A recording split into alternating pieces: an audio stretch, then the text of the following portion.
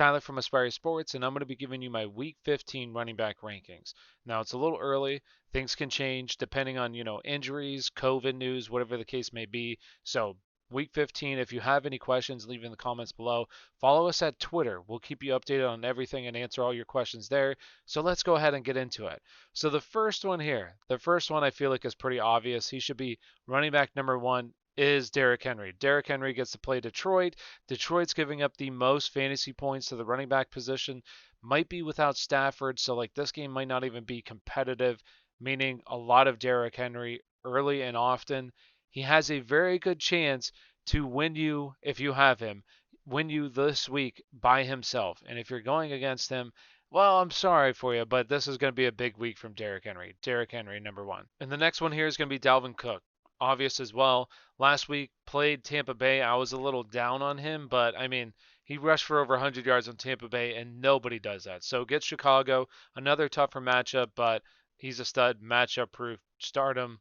Don't even think twice about it. Coming in at number 3 is Nick Chubb. Since week 10, since he came back from injury, he is running back number 2 this season. Running back number 2 going against the Giants. Giants are giving up the 9th most fantasy points to the running back position this year. So a stud, fire him up. No worries. Coming in at number 4 is going to be Jonathan Taylor. Over the past 2 weeks, he is RB number 1 on the season. Finally putting it all together.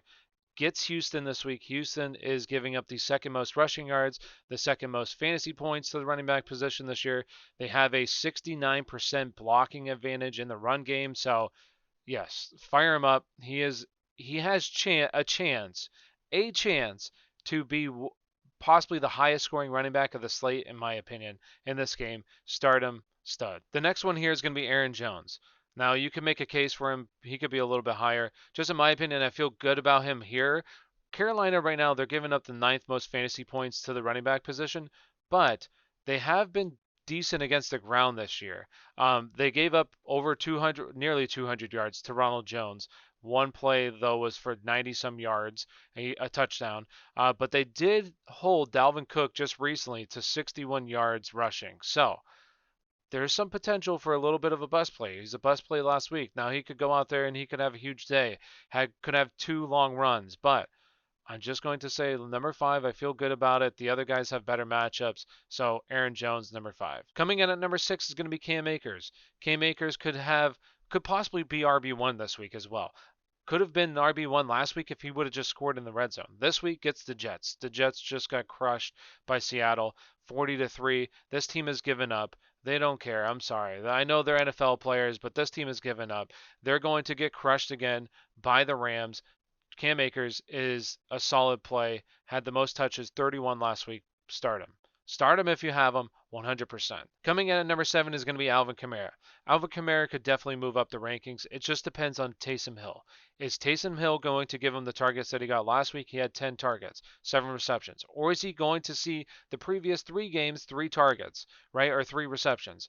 Who knows? I'm not sure. I think in this game, though, I'm kind of making a narrative, but in this game, I feel like the smartest thing for New Orleans to do is to run the football. So I think you're going to see more Latavius Murray, them trying to control the clock, keep Patrick Mahomes off the field.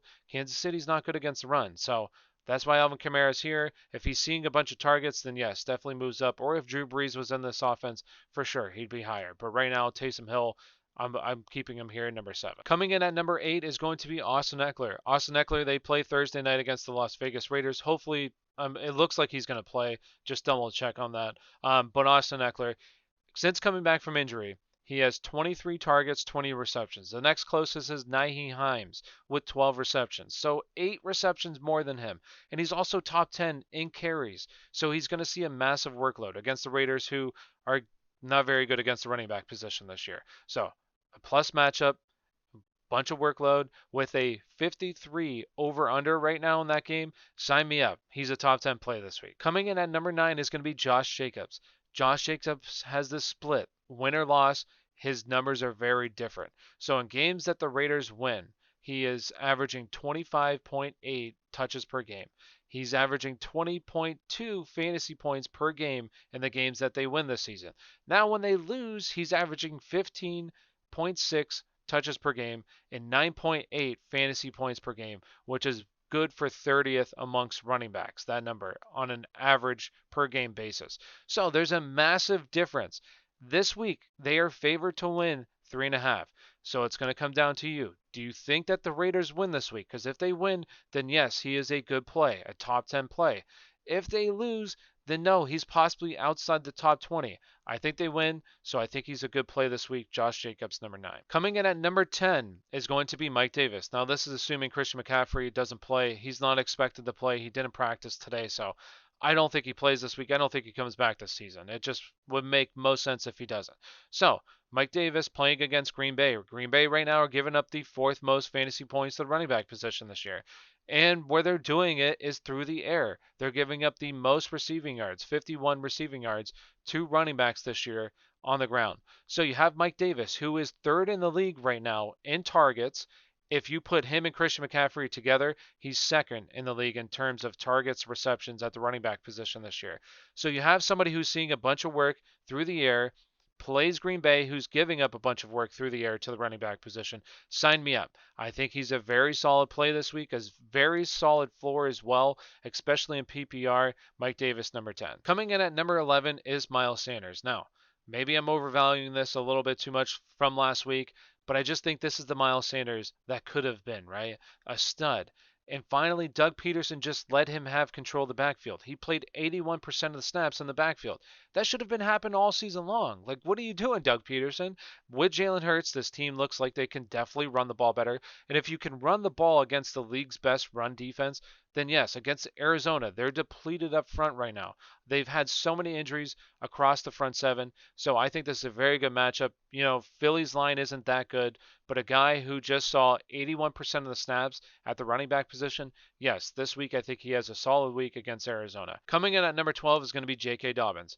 Now, the next couple of guys here, you can interchange them. Me personally, he just has the better matchup. Plays Jacksonville. They just got crushed against Derrick Henry, right? So I'm playing J.K. Dobbins. Feel good about it. He played 61% of the running back snaps. Now, he only had 13 touches, but I think that's going to up here with the matchup. He's going to see more work.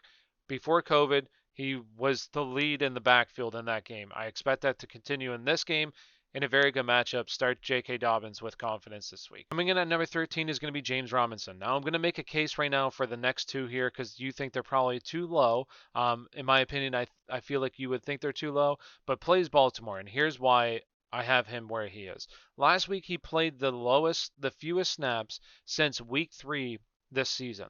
So, why did that happen? In my opinion, it happened because they got blown out, right? What do you think is going to happen with Baltimore, who just put up 45 against Cleveland? I think they're going to get absolutely crushed again this week. So if they're going to get crushed again, that means that James Robinson's going to play on fewer snaps. And I also think that they have nothing to play for. So James Robinson isn't going to play that much. That's just my opinion. So less snaps, fewer opportunities, an offense that's not good on their 4th quarterback now. Well, 3rd, but 4th quarterback change. But I just don't like James Robinson at all this week, so that's why he is where he is. James Robinson, number 13. Coming in at number 14 is going to be Chris Carson. Now, you can also move him up if you think. Me, personally, I feel like this is a good spot with him based upon the matchups. The other guys have really good matchups this week. Chris Carson, he plays Washington. Washington's giving up the 4th fewest points to the running back position this year. So far, they've only let 3 running backs go over 15 points. So, could Chris Carson get there? For sure. But right now, this offense is struggling. Yes, they just played the Jets and just blew out the Jets. Prior to that, they lost to the Giants. Like, I just don't think that's a good game. They're traveling cross coast, playing a very good team right now at 1 o'clock. Those teams don't fare well when they're doing that. So, me personally, that's why he is where he is. He could definitely move up, but I feel like he's pretty good right here at 14. Chris Carson. Coming in at number 15 is going to be David Montgomery. Now, you might think he's too low, and I'm going to make a case for why he's not. The past 3 weeks, got Green Bay, giving up the 4th most fantasy points to the running back position this year. The next week, he got Detroit, giving up the most fantasy points at running back position this year, and then got Houston, giving up the 2nd most fantasy points to the running back position. Has a beautiful schedule. This week it's Minnesota, which is a tougher matchup. They're kind of in the middle of the pack against running backs this year, but they're a team desperate to win right now, still fighting for the playoffs, and I just think that this is going to be a much tougher matchup. Last week had an 80-yard touchdown run. After that, had 10 carries for 33 yards. I just don't expect it to be efficient. Maybe he scores a touchdown, but if he doesn't, it's going to be an inefficient game, what we've seen early in the season. David Montgomery, 15. Coming in at number 16 is going to be Kenyan Drake. Kenyan Drake, I feel like this is a good spot for him as well. Has a tough matchup with Philadelphia, but I will say this about Kenyan Drake. Since coming back from injury in week 10, he is second in red zone attempts, most carries inside the opponent's 5-yard line, and 7th in fantasy points on the season amongst running backs. So he has a very solid floor. And yes, it is a tough matchup, but a good offense with plenty of opportunity where it counts in the red zone. So Kenyan Drake, 16. Coming in at number 17 is going to be Wayne Gallman. Now, I know last week wasn't great, but since Devontae Freeman has gone down in week 7, so week 8 through, he is running back number 9. That's also with a bye week in there. So running back number 9 since Devontae Freeman has gone down. Cleveland is pretty stout up front. This is a tougher matchup for him, but he's going to see plenty of volume, has been efficient with his volume as well. I like him in this spot. He's seeing work inside the 5-yard line as well, within the red zone too. So give me him. I think Daniel Jones gets a little bit healthier and will make this offense better than what it was last week. So Wayne Gallman, 17. Coming in at number 18 is going to be DeAndre Swift. And I think some people are going to be a little disappointed by this as well. They feel like he should be higher. And I'm going to say he's good where he is because Matthew Stafford may not play this week. So now you have an unknown. I think it's Chase Daniels, the quarterback, is going to be the starting quarterback going to Tennessee, playing a very good Tennessee team, a good defense. How is this going to work out? Last week, he saw 53% of the snaps. He had 12 touches. Like, how do you feel good about that, especially with a backup quarterback now? Now, maybe in like a full point PPR, sure, but with all the uncertainty with the offense, how he's been utilized this season, I think we're just kind of loving the potential of what could possibly be than rather looking at the results. He had a really good game against Washington, some other decent games, but that's about it. We're just waiting for this to happen. I don't think it happens this year. I think next year he's going to be a very good player, but right now I'm not trusting him. DeAndre Swift, 18. Coming in at number 19 is going to be Raheem Mostert and Jeff Wilson. Now, if Mostert doesn't go this week and Jeff Wilson plays, Jeff Wilson honestly is like a borderline top 10 play for me this week against Dallas, giving up the most rushing yards on the season. So if Mostert doesn't play. Now, if Mostert does play, Jeff Wilson definitely moves down the list, and I think Mostert's fine right here. But this is just a beautiful matchup, regardless who starts. If you need like a flex play, I even think Jeff Wilson's good there.